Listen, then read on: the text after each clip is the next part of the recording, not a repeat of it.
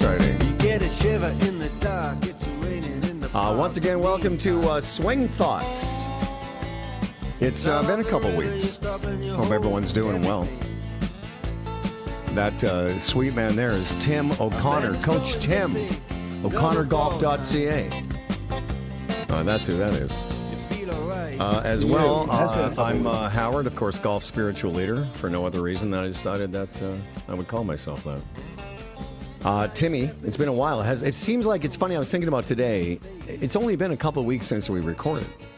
That's right. But it seems like a lifetime ago because all of a sudden the weather turned. The golf season actually kind of wound down. The last time I played was November 7th. It's the 28th of November as we record today. Have you been indoors teaching? Have you been doing your thing? What is that? What are you up to these days? Mostly writing. I'm writing a book proposal. I talked about my Tim Kazarin, my firefighter friend. I'm writing a chapter for that book proposal, but I'm also doing the mental game coaching that I've been doing with TJ Atley out in BC and Vegas. Nice. And working with her students. So that's really fun. Really enjoying that.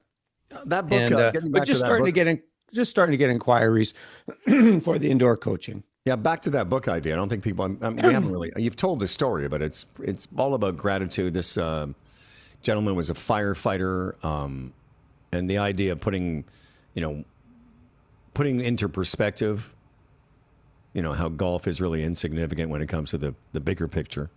Yeah, particularly when you go to fight a fire at a warehouse the size of a football field that you think is vacant. And you get there and you and your comrades start to opening some doors and the building explodes. And 20 feet of cinder block falls on you and you break 41 bones, including your neck. And most people think you're never going to survive. Well, Tim did survive. And a year later, he was at work. This year, he played 163 rounds of golf. 163. And I love the story of, in case anyone remembers, it was after a round of golf, you were particularly, pissed off about, out of character, obviously. And you ran into him in the parking lot. And you're like, oh, I'm all disgruntled and golf sucks and life is shit. And he's like, yeah, I had a building fall on me. What's your problem? That makes the synopsis. Okay. Oh, exactly. I was having an absolute hissy fit after 4 putting the final green. How dare you? Club championship. I was in contention. And of course, about 20 guys watched me do this. I had total freak out. I'm in the parking lot and I'm like whipping my shoes in the back of the car and basically sending out energy. Stay the fuck away from me, everybody. And then I hear, hey, Tim, how was your day? Right. Turn around. Who's asking? Fire Marshal Bill? Yeah, I'm like this. I'm like a 5-year-old with his pants down around his ankles, caught having a tantrum. And here's a guy who came back from hell, so yeah, put things in perspective very quickly. Yeah, absolutely. Anyway, so that's great. I've gone indoors a little bit with my golf, a lot of fitness. Of course, this program brought to you by Par for Success / Humble and Fred. Get a free 45-minute consultation. And sign up if you can. A lot of guys, a lot of golfers that I know, one in particular that I sort of met through Carl, Brent Rebus, and I ran into him at the Canadian Senior Golf Association event in Montreal in the fall. And this guy swears by this company. Par number 4, success.com / Humble and Fred. Humble and Fred show, of course, the other show that I do when I'm not obsessing over golf. All right. It is we had this idea that we would do, and I think we've done this a couple of times in the decade that we've done the show, where we've invited listeners of our program, Swing Thought Devotees, we call them, STDs. These are particular people that are like ourselves, like-minded, that love to geek out about golf. One of our guests from Pennsylvania, David Linkchorst. David, welcome to the program. David's was a friend of George McNamara's, as you mentioned, and you were a longtime PGA of America professional. David, welcome to the show. Thank you for having me. Glad to be here. along with somebody that, it's great what golf can do for you. That, this program has been so important to me and Tim. I'll say me in particular in terms of reaching out and meeting people. And one in particular, years ago, I was doing a lot of stuff around Decade, and I was helping listeners with their Decade programs. And I ran into this gentleman, and we become dear friends from Quispamsis. That's a place in Canada, Dave. From Quispamsis. It's in the beautiful province of New Brunswick. It's Grant McDougall. Hello, Grant. I can just say I've never been prouder of you pronouncing Quispamsis correctly. It was really, really great. Took you a while. It did. It took me a long. Well, it took me a long time to get over that. Every time I said it, I wanted to say, "Who's Quispam? Piss your pants," or whatever, wherever you're from. Thank you for having me, guys. I'm really excited to be here, and yeah, it's been a pleasure listening to you over the years, and even more fun getting to know Howard over the years. And we have become good friends. Played a lot of golf together, and been through some things. Yeah, that's right. We've done some things have happened. We've seen some stuff. Yes, we've been up and down the way. Yeah. So Tim and I had this idea that we would have some of our listeners. And by the way, I've got some audio I'm going to play of another, big part of our program over the last few years. Kent Osborne adds Scratch Attitude. So I've got a short clip of Kent that I'm going to play. And then at some point, I've got a longer piece where I sort of like a fireside chat with KO. And I think it's of interest. So I think we just start by saying welcome. And guys, Dave, Grant, just jump in. How was your golf season? I think they really want to hear about your golf season. Any transformations? Anything you heard on the show that resonated? Any of the shows that you can think of that were particularly helpful, or some of our guests? But I'll start with you, Grant. I'm aware of your golf season, but why don't you sort of sum it up if you can in a couple of minutes? Sure. So a lot of things have happened this season. I had what I would consider to be a really productive season where I've evolved my own game, gotten much better at tournament play. It's been a challenge over the years to match my tournament outcomes to what I feel my potential is. It's no surprise, and that's a very common problem. But really, thinking about this year, there's a few things that happened. I'll list them quite briefly, probably in order of importance. For the first summer of golf, my three boys have been playing. I've got to play with them 3 or 4 times this summer, and all 3 of them are just so in love with the game. They're all in their 20s now, and all 3 of them are really good athletes. The older 2 are really strong golfers, and the youngest one is coming along.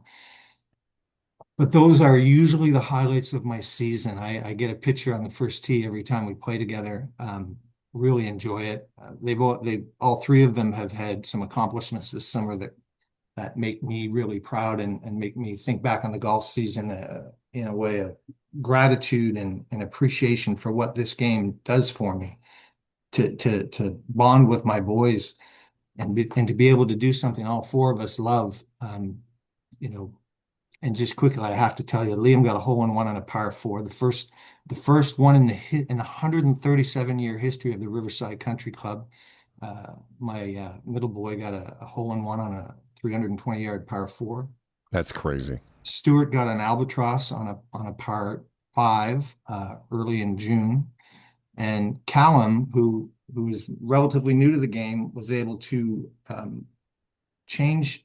just develop his game to a point where he's getting close to be able to hit it as far as his brothers and compete with us. And it happened almost overnight, and it was really cool. But he's a strong athlete and a strong devotee of the game. So, and just quickly, my own accomplishments. I think I mentioned that I've evolved in tournament play, and I'll speak when I get the opportunity as to the contributions what I've learned on listening to your show have made to that over the years and this summer. There's been a number of things that have happened. But I've been able to detach my outcomes in tournament play, not completely, but I've lessened the attachment I had with my own personal self-image to the outcomes that I make, and the way that I think other people see me to the outcomes that I make in a tournament play, and just gradually whittling that down. It's still there. It's always going to be there. It's just made such a significant difference in my ability to play better and my enjoyment of the game, and to get the most out of those tournament situations. All right. Well, thanks, Grant. Dave, you're such a student of the game. We've known each other for a number of years now, and I think that you play obviously, but are you more sort of on the teaching side, and sort of how did that, I don't know, how was your balance of golf this year in terms of teaching and playing? I don't teach a whole lot. I do offer golf coaching. Um, where I'm at now, Reading Country Club. Basically, I retired a couple of years ago, but I work 2 days. I semi-retired. I work 2 days a week at Reading Country Club, and they don't have anyone offering lessons, and so I do offer lessons, but I'm going to get a little bit more into it next year. And we do have new management taking over Reading Country Club, so that may evolve, but it's something that I'm a student of the game, and I need to experience it more than just keep studying and applying it rather than just trying to always absorb. And this year in particular, I recently was expanding my acceptance of a golf shot. In the past, when I was competitive, I stopped competing once my putting left me. On June 30th, 2002. Not that it's that important, but on the 6th hole, the red course at Shawnee Inn and Country Club. That's so funny. I love the fact that you can remember that, but probably can't be. When was your wife's birthday exactly? Anyway, yeah, it was devastating for me. I didn't touch a club for 3 months after that, but Wow. and I didn't play a whole lot of golf for a few years, but I started putting left-handed for 4 years, and I went back to right-handed putting about 2 years now. I putt better right-handed, but I putt so much freer left-handed. And anyway, that's beside. But my acceptance of when I was competing, if it wasn't perfect, I couldn't accept it, and I would beat myself up like a lot of us have. And so I'm drawn to these things of acceptance and gratitude, and I wish I had that when I was 14 years old. I feel I would have been a better player. I certainly would have had less, uh, uh, it wouldn't have affected me. I wouldn't have been so hard on myself. So, Yeah, of course. but last year, Tim, when you mentioned about thanking the golf course, being grateful, thanking the game of golf, I do that more and more now. I try to remember, and I thank my parents for starting me in the game. Yeah. It's funny that theme of acceptance, if you look at a through line of our 10 years, Tim, I think if you could sum up some of the lessons from Swing Thoughts, maybe that's the book we should write. Lessons from Swing Thoughts. Yeah. Well, I would say back to your point, Dave, about, all of us being of a similar age, somewhere in our, somewhere on the back nine.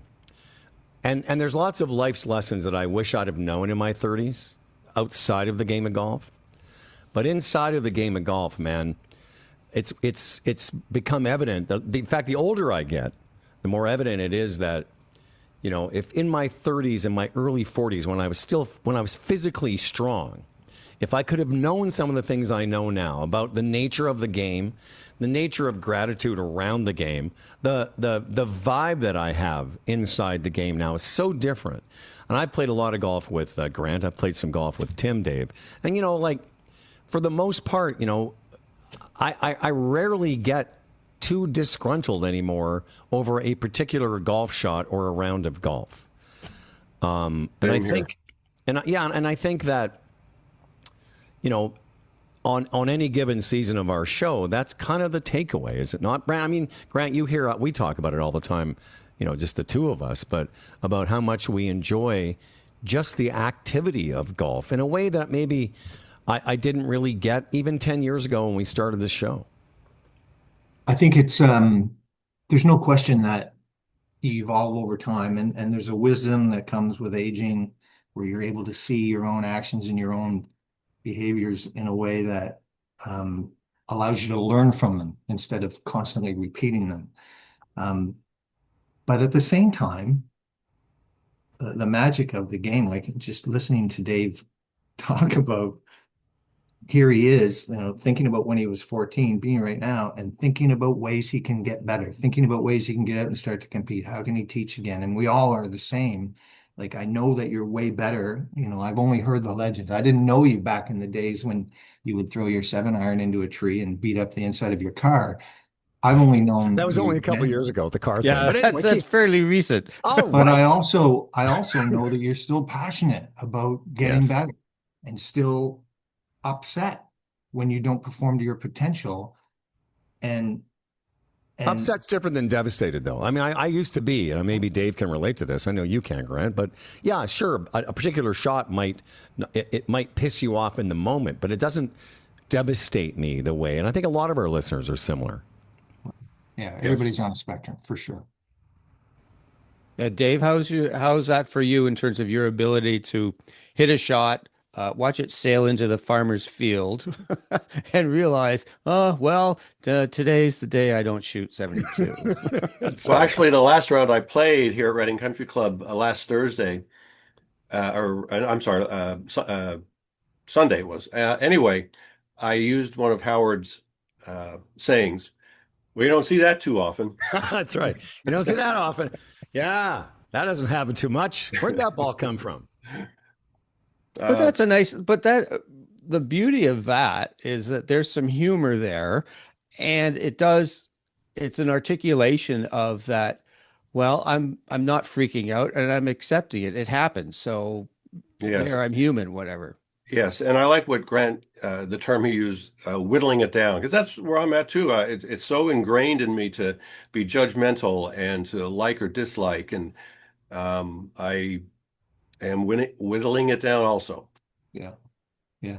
I think the other thing that I see in guys of our age, is a better understanding of the game, and the acceptance of the fact that, yeah, you can hit one into the farmer's field, and the more you dwell on that, the less likely you are to make a difference over the next 2 or 3 holes. So it's not just an intellectual knowledge that accepting a bad bounce or a poor execution of a shot will help you. It's actually experiencing that, and then realizing that a double bogey on number 14 doesn't, like, everybody's going to make bad numbers, and your ability to reset, your ability to come back and not make another bad number, or even if you do, not make a third bad number, like, all that is just so important. And it's a skill that I think takes a lot of maturity and a lot of wisdom, a lot of experience to figure out, you know. Yeah, yeah. So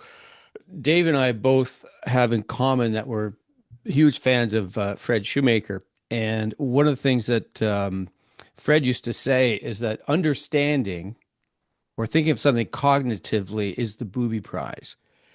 That what you really win from is experience.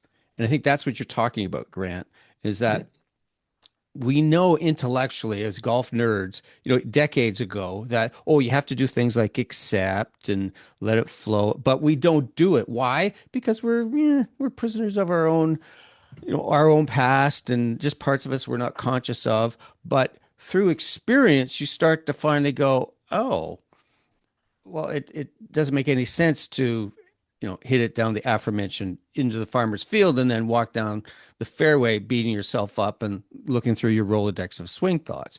You've just been through that experience. And that experience is what allows us to go forward. Dave? I like to look at it as, oh, watch me now. Watch me now bounce back after a double bogey or triple bogey. That's where I've been able to make the biggest inroads the last few years is I've made a few sevens and eights, and the next hole made a two a number of times, a par three, of course. I'm not a long hitter. I don't get many chances at eagles. But anyway, yes, that's huge in the last few years in particular. So, has there been anything? I know how to put you on the spot. Maybe there isn't, but like overall, Grant, like, has there been something from one of our guests this year, or something on the show that particularly resonated with you, or something that you came up with yourself that you'd like to share? That something that clicked with you this season. I get something out of every show. A couple of things that stand out for me was listening to Dave Bunker talk about his week, Yes. listening to him Like that really illuminated for me what discipline and commitment to getting better is. The guy practices 9 hours a week, and I'm just like, and so Howard and I we've watched Dave perform over I get to see his results in national tournaments, and Howard talks about competing against him at the provincial level. And that, if you're going to be a +3 or +4, whatever Dave is, you're going to be in the top 500 senior players in the world. Yeah, it's That's no what it accident. takes. It's no Yeah. accident that he's good. And Yeah. it's, And so I position that against where I'm at, and it leads to more acceptance of, my game is where it's at, but I don't have 9 hours to practice. that's right. And it doesn't mean that I'm any less talented. It's about how much work can you put in to get to that level. Guys, let me just stop you for a second, Grant. Somebody's computer volume is up. That's why I can kind of hear it feeding back. It's okay. I think it might be Tim's because you're not wearing your headphones. It's just going to sound like there's like a loop going on. Okay. Yeah, Grant, it's funny. I got a chance to play with this guy, Dave Bunker, who I know if you know Dave Linkchorst. He's Bunker's one of the top seniors on planet Earth. Played in the U.S. Senior Open a couple years ago. And, and if you saw him, he's a good golfer, and I played with him, and it's like pretty cool to see it up close. But it's not like, wow, I've never seen that before. But it's what you said, Grant. It's like, as I've said on the show, there's a big difference between people that are interested in getting better and people that are committed to getting better. And I always thought I was one of the people committed to getting better until he told me about practicing for 9 hours a week. And I'm not putting in 9 hours a week. I'm pretty good, but I'm not doing that. Well, here's one for you. So the aforementioned Fred Shoemaker said that he wanted to change his backswing by his swing plane by 1 inch. So he worked on it for 9 months. Yeah. You should do a drinking game for how many times Tim mentions Fred Shoemaker. Yeah, exactly. Well, Great. I love it. Exactly. But Dave, what about in terms of your own game and what you observe in people that you've coached? What do you see in terms of the people who get better? Because most people don't. Most people come and will take lessons and they read books and take in vast amounts of information from YouTube, but they don't improve. So what do you see among people who do make improvements? A lot of practice, not far off to begin with. Fred was right, and I said this when I submitted the 300th episode, thank you, where once you achieve solid contact, the golf universe opens up to you like you can't believe, and you can get away with so much more. And so anyway, to answer your question about people that get it, I don't see many people getting it, and the biggest reason why I follow Fred and I have to keep reeling myself back into the way I was taught by George McNamara to coach. And enrolling them is so huge that what's going to happen here is we're going to look at your swing on video, and it's just a representation of what it is, just what happened, and then help you with what is a blind spot or something that needs you to grow your awareness to critical factors. And would that be enough? Would that be worth your time in this lesson? Versus the old way of fixing, or you're broken and here's what you need to do. Here's the secret sauce. Rarely does the secret sauce ever work for me. It's so frustrating. My wife would know when I had a lesson that didn't go so well. I'd come home and I was despondent and like, why couldn't I get across to this student? It was so easy just to rotate your left arm or whatever. Why can't you do that? It takes so much to change. And it's the same thing in my game. Whenever I'm trying to change something, it's like, really? It has to feel like that? So I can appreciate what the student has to go through. So I have very few frustrating lessons. And that's the first thing that I got. I had actually met Fred and read his book back in the 90s. And then starting with George in 2015, two golf pros worked together for not too long. They start talking about the golf swing and golf lessons. And he said, well, I don't have any frustrating lessons anymore. And I said, oh, you got me hooked now. Tell me more. because I had so many frustrating lessons, even though we got pretty good at diagnosing and you're here and you should be here. That's not as difficult, but just how do you learn? Of course, Mike Hebron's big on that, how to creating situations where it's a safe environment to learn. And so once I realized that you enroll the student by sitting them down and saying, this first lesson is where I'll videotape your swing, we'll go over it, and we'll discuss some blind spots and help create awareness of how you can grow your awareness of these few critical factors. After that, then it's, okay, Dave, or rather, if you came to me for a lesson, okay, Tim, what do you want to learn today? But the first lesson, I just go over their blind spots, and if they say yes, then you'll have success. And so I rarely have a frustrating lesson, but I will say the ones that I'm trying to fix or help their shanks or their slice every shot to try and make a change in their swing, it really still, I have to keep reeling myself back in. Well, I would say for me, if I look at my whole golf season, in total, and I've definitely come to know that I don't play as well in the spring as I do from the middle of the summer on. And I realize I'm having this conversation with Ken Osborne, who I'm going to play a clip of in a second. That is one of the realities of being where we live and the age we are, that it takes a little longer. The unfortunate thing about Ontario is that all the qualifiers for the biggest tournaments happen in May and early June.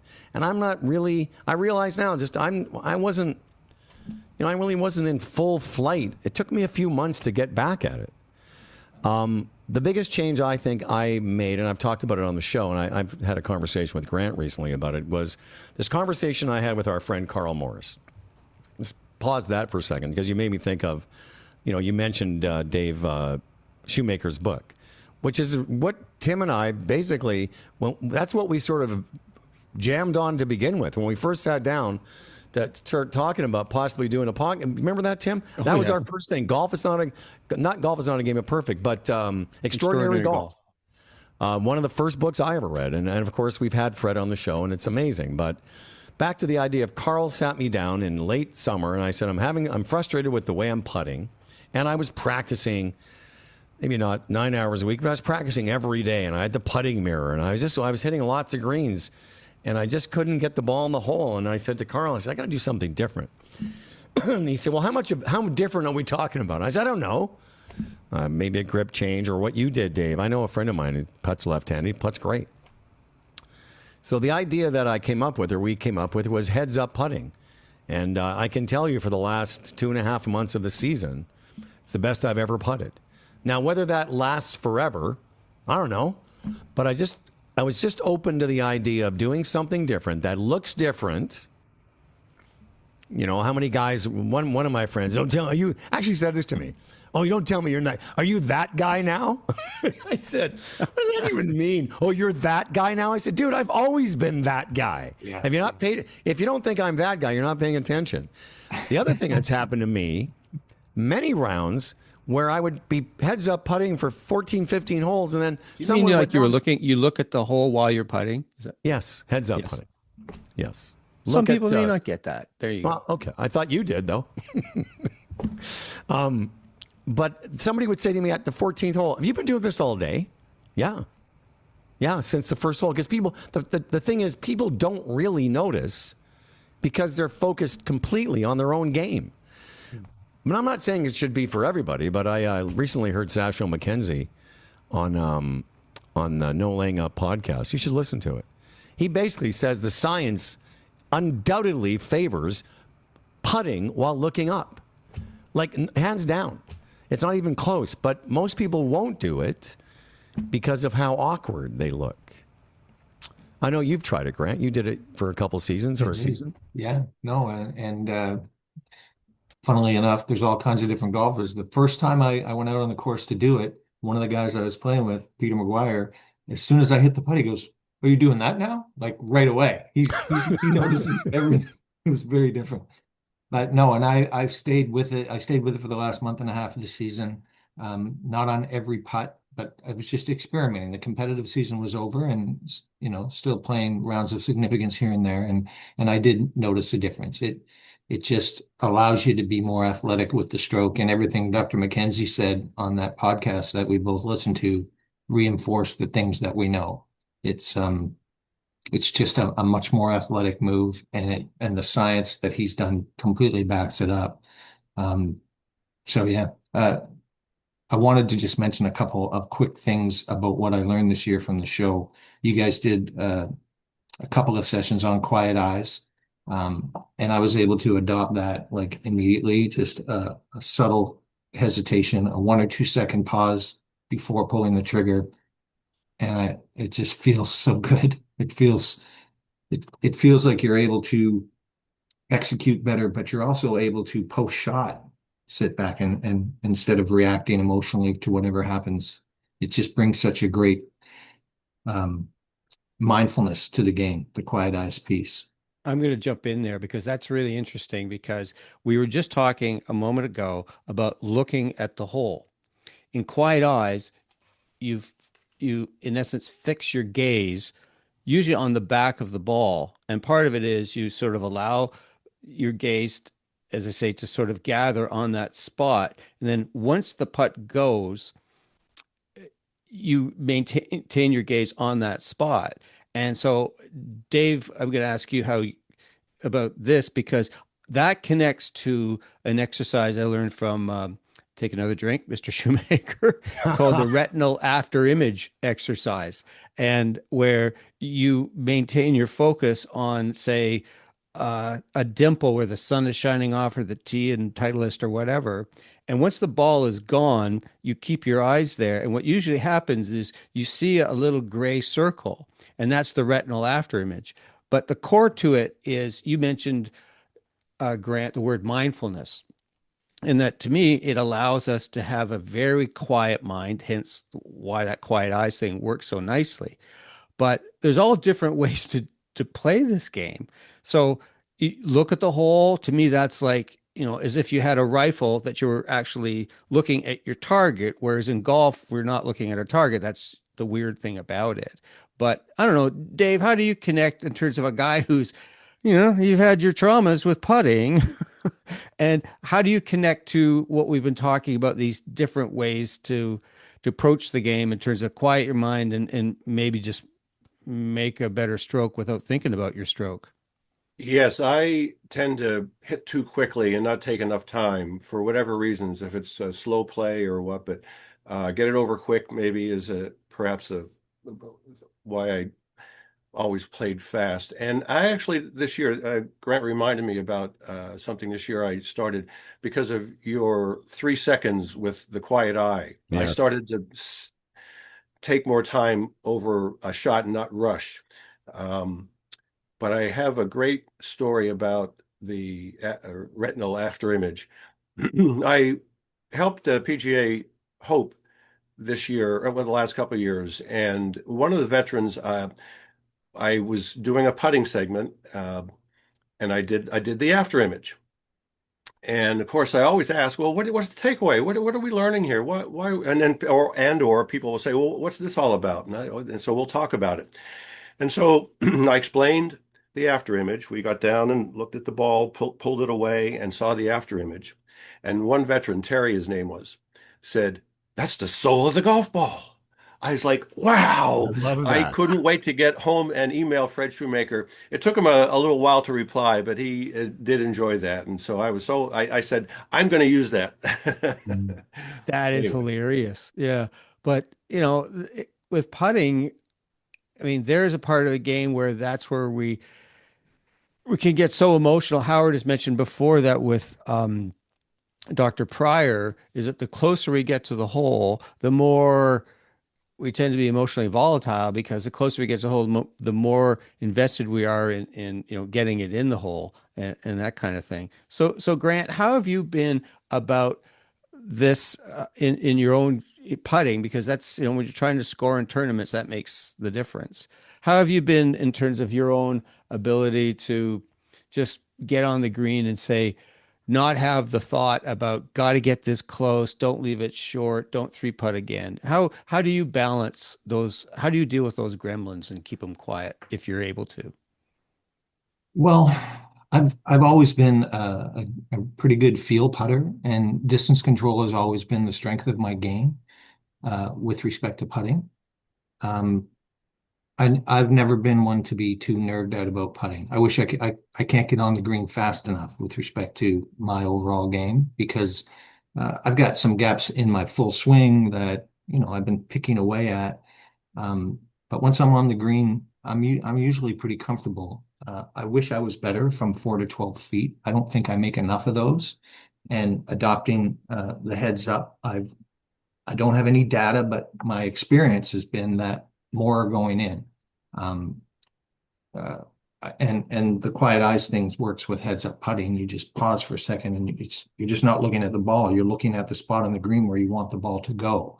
It's not always the hole. Sometimes if there's break, you're looking at a particular point, left or right of the hole, or short or long of the hole. But at the end of the day, the same thing applies. You pause for a minute, make sure you've got the target fixed in your mind. And then I've recently developed this other focal point stuff from Jim Waldron, but to me, it's been great. I think there's definite advantages to looking up and looking at your target. Before we let you guys go, I thought it would be fun for you to hear what Scratch Attitude, Kent Osborne. This is about a 5-minute clip, so if you would just pause and have a listen to see. I basically said to Kent the same thing as we've asked you guys. Talk a little bit about your season and what were your thoughts. So I'm asking you, Quent. That's a good name. I'll just leave that in. So I'll ask you, Quent. What about the 2025 golf season? Give me some of your reflections and takeaways. Well, I think in the main, Howard, it was a season of not walking my talk. And I think to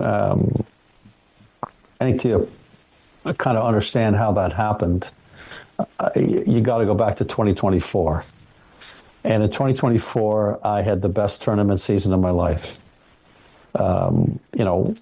Won our senior club championship, was part of a team. I carried some hack to win the Club Link shootout.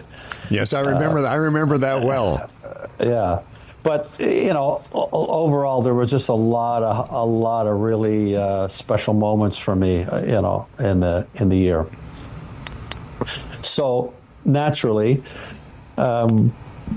one finishes that year by sort of going, hey, let's make 2025 bigger and better.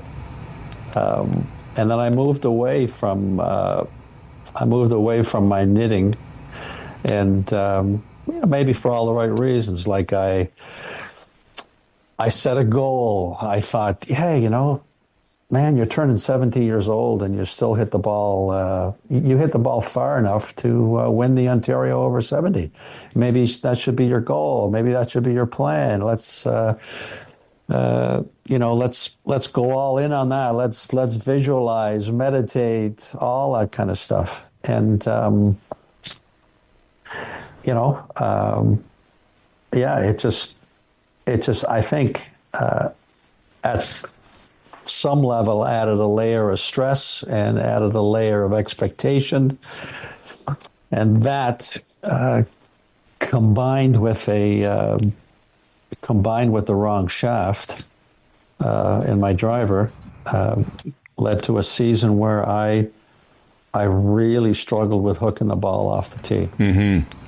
And that's my miss. So, at the best of times I can have a hook here and there, but this was crazy. Like in our 2-day club championship in early July or late June, I think I hooked 7 drives in 2 days, like way into the cabbage. Like out of play. Yeah, we're talking, a hunting dog wouldn't have found them if it had been wrapped in bacon type of thing. You know what I mean? long gone. So, yeah, and that came about because, I thought at the beginning of the season, oh, I hook the ball every now and then. Maybe I should get a different shaft in my driver. I go to the big box store. Uh, you know, I have a different shaft in there that seems to be a little better. I buy that shaft and I play with it for most of the year until I then, in the last week of August, basically go to this guy who is a real expert, and he looks at me and says, "You couldn't have picked the worst shaft for you there, man." And suddenly, the hooking is back to normal. So it's interesting that you talk about expectations, and you're not the first player to do it, to have a great season and then follow it up with maybe not as great a season. But how do you square or mitigate somebody who's saying, well, but shouldn't you set goals, or shouldn't we be aspirational? Well, I can only tell you what works for me, or what has worked for me. And for me, because I came to golf so late, it was, I had no illusions that I was going to be a pro. I had really no expectations that I'd even become, a half decent club level player. I was just there purely for recreation. And for me,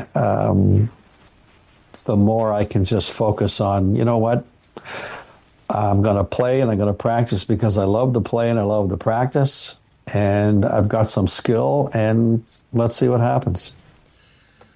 We're going to play a little bit more of my fireside chat with Ken at the end of the show, but I love what he said about expectations, and I don't know if that resonates with you guys, but it certainly did with me. It's hard. That's what I was trying to get at the end. I wanted to throw it to you guys. How do you square being aspirational, as we all are at golfers, interested and committed to getting better, and yet mitigate our expectations with the realities of our age and our stage and how much time we can put in? It's like you want, and we talk about this all the time, Timmy, about the craving mind. How do you mitigate the craving to be better with the acceptance and the gratitude, Grant? I think it's a skill, and what Kent talked about, this thing of rising expectations with improved outcomes. Like, it happened to me this summer. I went into the provincial senior amateur with a goal of qualifying for the Canadian senior, which would have meant about a top 12 finish, and would have required probably a 75 and a couple of 76s. And the first round I went out and I missed about 3 short putts, and I shot 75, and I'm tied for 7th place after the first round. And I've never been in that situation before. I've shot good rounds at the provincial senior before, but only after I've screwed it up in the first round or whatever, like after I've shot myself out of contention. And so the next day I go to the course and I'm thinking, I just didn't know how to handle it. And I talked to a few people, you included, Howard, who, bottom line is, you need to be in that situation and experience it and understand where the gap showed up. But it's a really hard thing. It requires a lot of mental strength and mindfulness to pull yourself out of this thing where all you're thinking about is shooting another 75, as opposed to just doing the reps, staying in your process. Intellectually, we all know that. We talked about that earlier, but executing it's another thing. And having been through that, I feel like it was such a profound lesson for me. I can't wait to be in the situation again. Yeah, so Dave, what's your experience with that in terms of expectations and playing in tournaments? And you have, as Kent and both Grant said, you have goals. And to me, I think they work against us most of the time. I can get into that later. But Dave, what's your experience? Well, yes, it's nice to have goals. It's fine to have goals. But you need to say, okay, how am I going to achieve those? Rather than just say I'm going to win the U.S. Open, or even qualify, or what? How are you going to get there? Okay, I'm going to work on my short game more. I'm going to work on the skills that I'm lacking. I'm not going to practice just the good parts, and then I like what Grant said there about just stay in your pre-shot routine. Um, well, one thing I did want to say is I went over this past year's and a half of your guests, and one reason why I really enjoy your show is because it's not about the swing, and it's to improve your golf game and enjoyment of it also. And I started going down just in the first year and a half, and it's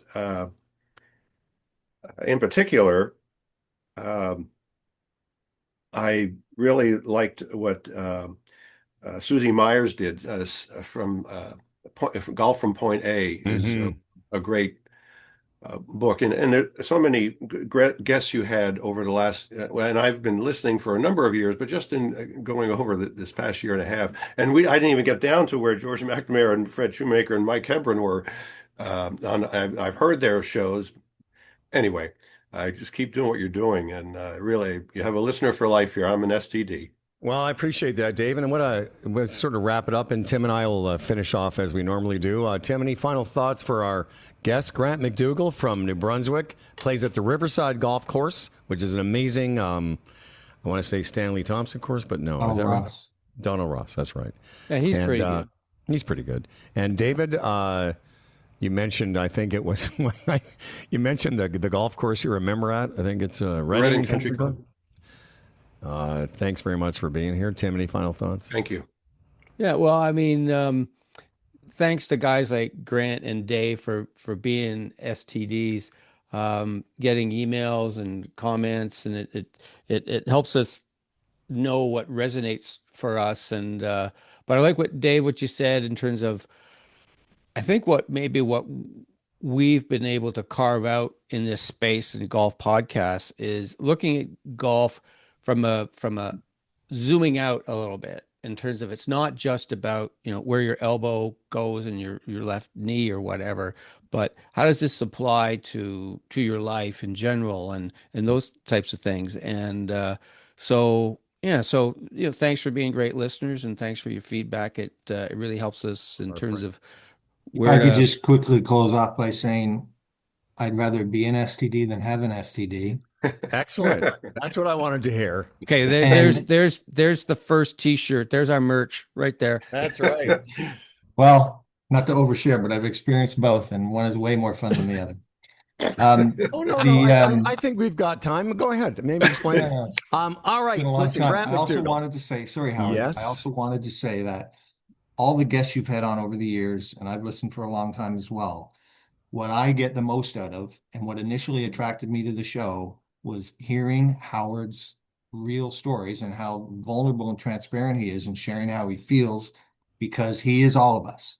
He is the guy that's trying to perform well in a tournament and has devoted way more time and energy than his results show.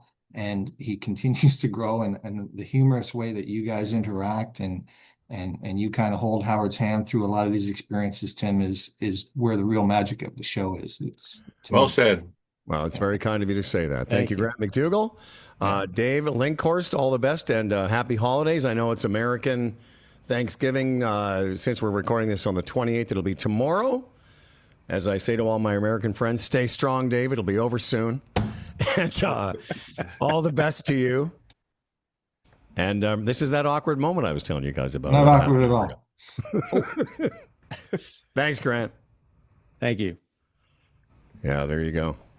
Well, that was fun, and that was a great line. I'd rather be an STD than have an STD. I love that. There you go. That would be perfect on a T-shirt. I also listen. I like the idea of lessons from Swing Thoughts or something like that, because after 300 plus episodes, I know you're working on another book, but there's got to be sometime before we hang it up. We got to just put out something. A compendium of lessons learned from Swing Thoughts. Absolutely. Which is a weirdly ironic title. Yeah, but in over 10 years and more than 300 episodes, it's bound to have happened that we said something worthwhile. That's right. and Just worth for the sheer remembering. volume. Yeah, there's something there. A few if we really look hard. That's funny.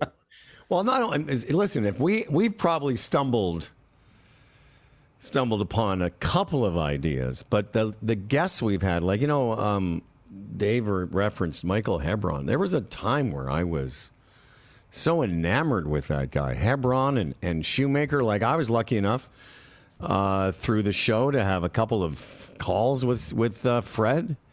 Could have never imagined that when I picked up his book 30 years ago. That there was a mechanism to actually talk to Fred Shoemaker and Carl Morris and Ed Collins and all these guys. David Ledbetter was on the show a couple times, which is weird but cool.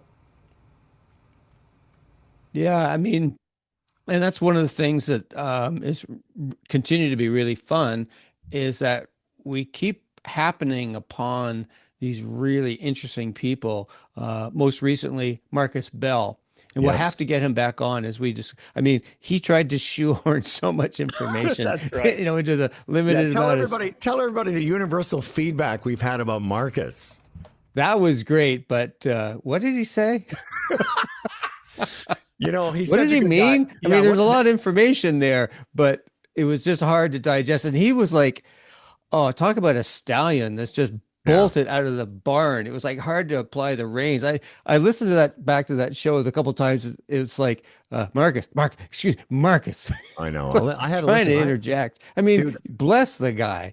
A week and a half ago, I had an online lesson with him. He's just working with me this winter, and it was similar. Like it was 45 minutes, and I'll just tell you, like that appearance didn't do him justice. No, not at all. Go and look at his YouTube channel, GRF Golf, and I can tell you it continues to be a very unique golf experience for me because we did a 45-minute lesson. I made one swing with a golf club. The rest of the time, it was all just exercises, body motion, science stuff that had nothing to do. Well, sorry, that's wrong. It had something to do with my golf swing, but I wasn't making golf swings while I was doing it. It's just very easy. His approach, as you heard on our show, is very unique, but he's a very different cat. Yeah. Well, I think I'll just tee off on that one, if you will. But I think that's what makes our show pretty darn good is that we look at things in a different way than a lot of things. I mean, there's a lot of great stuff that's out there, but we carved out our own little space. And so you and I are generally attracted to people who we'll call kind of like outliers, people who are doing some things that aren't part of the golf mainstream, but there's something there, like Gabriel Wolf talking about Judson Brewer. Yeah, exactly. Talking about her with external focus and that kind of thing. And really up to our last show with Jim Waldron, I had a person who sent me a note and said, in terms of the things we were talking about with Jim Waldron, he said, that's on, the cutting edge, if it's a cliche, of golf. I mean, it's changing from this thing of like, come in and watch, the pro leans on a 7-iron and says, you're taking it outside and you got an open club face. Do this, come back in 2 weeks. And part of what we've talked about in our show is that approach doesn't really work, but that's the model. That's the model that we see on YouTube and Instagram is just, if you just do this, you'll fix your swing, and it's just never thus. So we'll keep pissing in the wind, whatever, but I think that's the fun part is that we get some really interesting people who are doing some different things based in science and stretching beyond the kind of accepted boundaries of golf. And I would say all of that, to quote you, 100%. That should be another. I've started doing that on the Humble and Fred show this week. I don't know why. All of a sudden, I've just been saying to Fred, oh, yeah, 100%. And I'm like, where do I? Oh, that's O'Connor. But I would say, as nice as Grant's words about maybe the role that I have on the show is that I am that guy. I have a toe in the other side, which is your domain. But I think that what makes the magic for a lot of listeners, and by the way, sounds like we're dying. Okay, this is what it was. It's like, this was swing. This is not the last show. But since we're talking about you look healthy. I feel healthy. I feel great. How's your hip, by the way? Still bugging you? coming along. Thank you. All right, good. But I was going to say, like, the fact that you're the kind of guy that you are has opened up. It opens up the portal that we walk through. It opens up this portal for having the kind of conversations we have. You know, you and I are kindred spirits that way. I'm very open, as Grant said. Like, I'm happy to share, you know, and happy to share all the shitty things that I've done and things that have happened to me. And, you know, that exists because you make it so easy for me. And we have a welcoming feeling with our guests that it doesn't sound like I listened to a bunch of golf shows this week. Grant turned me on to Sasho McKenzie on no laying up because of the heads up putting thing. And I hear how other golf podcasters interact with their guests, and it's not like this. They don't share, or if they do share a little bit of their foibles, not in the same way that we do. You know, we've got a unique offering here, and it's, as you said, it's heart. It does us heart. It makes our hearts feel good when you all react the way you do. It's heartening, is what I was looking for. Well, the way that our audience reacts to the show, and that's why we're doing it. I mean, for a number of reasons, but it makes it feel great, is what I'm trying to say. It isn't for the wheelbarrows of cash that are delivered every time we do a show. It ain't for that reason. That's for damn sure. There's no wheelbarrow anymore. All right, Timmer. There never was. That's right. Listen, kids. So what you're going to hear on the podcast and on the YouTube is you're going to hear us say goodbye. But as the music of Dire Straits fades down, don't go away. There's another 20-ish minutes. And I did this last year, and I just thought it was kind of interesting because I had a chance to talk to Kent, and he couldn't be on the show today. But he's a bright guy, and he's a guy that Tim and I both respect and like. And you'll hear this conversation I had with him after the music fades. Okay, everybody? And if you're watching on YouTube, you won't hear that, but you can go back and download the podcast. Okay. Anything else, young man? Oh, I just wanted to say you said some kind things there, so I just say thanks very much. And as we're coming to the close of our 10th season, you've always been really patient and gentle with me, bringing me along because you're a plus handicap broadcaster. I could be more gentle. I'll try and be more gentle in 26. Oh, yeah, thank you. Well, thank you. And this isn't the last show. I guess we'll do one more. Yeah, before Christmas for sure. We'll do our final show of 2025, and we'll talk some golf. There'll be some golf stuff. All right. Absolutely. Thanks to Dave and Grant and Kent, and thanks to you all for tuning in, you STDs. I love that. Rather be an STD than have an STD. Fantastic. Tim O'Connor, o'connorgolf.ca. Check out his Substack, and for coaching inquiries, go there. And, of course, this program is produced by the Humble and Fred Show. Go to humbleandfredradio.com or download the program on Spotify. And we'll see you all in a couple of weeks. Bye-bye. Band is blowing Dixie, double fall time.